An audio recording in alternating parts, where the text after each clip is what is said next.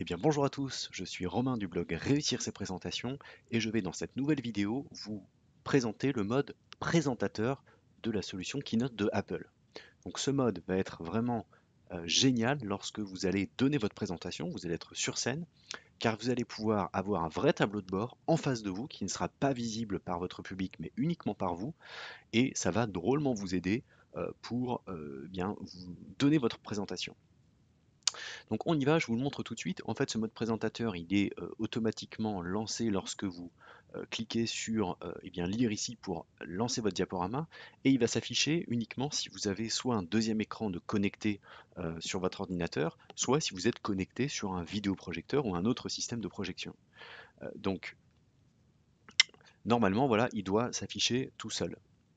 Ensuite, vous le voyez, ce qui va être vraiment intéressant, c'est que vous allez avoir deux vues, deux slides. Et donc la première ici sur la gauche correspond à la vue qui est actuellement visible par votre public.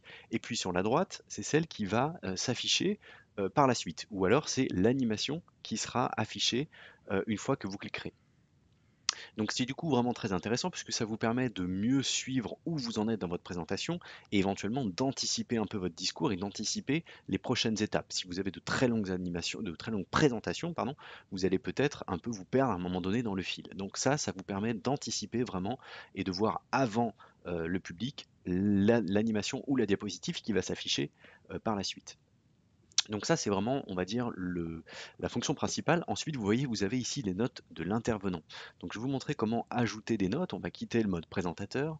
Et en fait, il suffit ici d'aller dans le menu présentation et afficher les notes de l'intervenant. Et là, vous allez avoir donc le volet en bas à droite qui va s'afficher et vous allez pouvoir ajouter, par exemple, soit des textes ou des mots-clés, hein. Moi, je conseille plutôt de mettre des mots-clés. Voilà, par exemple. Et puis, du coup, lorsque je vais relancer donc le mode présentateur, eh bien, je vais avoir mon texte qui va s'afficher et je pourrai régler tout simplement sa taille. Donc ça, c'est quand même vraiment génial. Moi, je vous parle souvent d'anti-sèche hein, sur le blog Réussir ses présentations. Eh bien, ça, c'est votre anti-sèche, mais qui n'est visible du coup que par vous. D'accord? Pas besoin d'ajouter tout ce que vous n'avez pas besoin d'ajouter sur vos slides. Vous les mettez dans les notes de l'intervenant, c'est pour vous et uniquement pour vous. Donc autre fonction intéressante ici dans le mode présentateur de Keynote, c'est cette petite barre verte qui n'existe pas sur PowerPoint et que je trouve pourtant vraiment pratique parce que parfois si vous mettez à ajouter quelques animations sur sur votre présentation, eh bien parfois on clique un petit peu trop vite, l'animation n'est pas terminée, etc.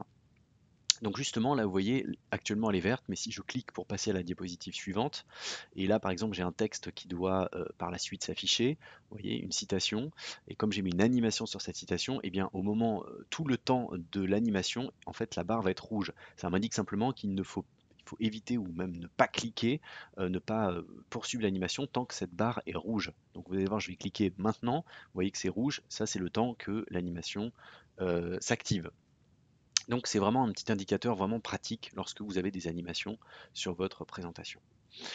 Bien sûr, après, vous avez tout un tas de fonctionnalités classiques comme l'heure actuelle, le timer, et vous allez pouvoir bien très facilement personnaliser du coup cette interface.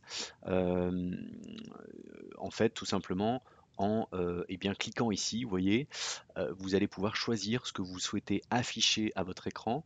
Donc par exemple, vous voyez, je peux désactiver le minuteur, je peux désactiver l'horloge.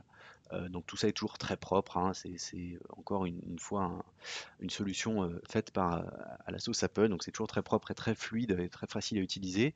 Le minuteur, vous pouvez par exemple, si vous voulez respecter un timing précis, eh bien, indiquer justement combien de temps vous devez rester sur scène, et voilà, il vous indiquera ici le temps restant.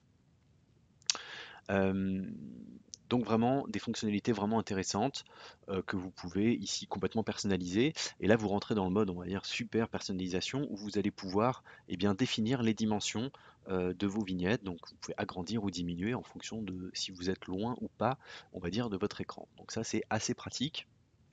Et puis, dernière chose, eh bien, c'est tout simplement la possibilité de permuter les écrans. Donc ça, ben, c'est parfois, hein, lorsque vous vous connectez à un écran, il ne s'affiche pas, le mode présentateur, ça va s'afficher par exemple sur l'écran de votre public, donc là il faudra tout simplement permuter.